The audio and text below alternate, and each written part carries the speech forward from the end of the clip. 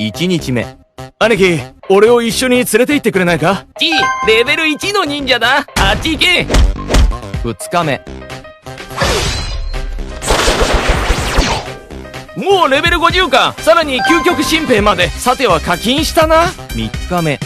何？もうレベル 100？ しかも限定の竜騎乗獣だって。お前何をしたんだ？序盤に忍者を選択したからだよ。忍者は全クラスの中で最も高い会心率バフを持っているんだ。今ゲームを始めると無料400円ガチャがもらえる。ボスなんて一刀両断さ。レベルアップも楽々。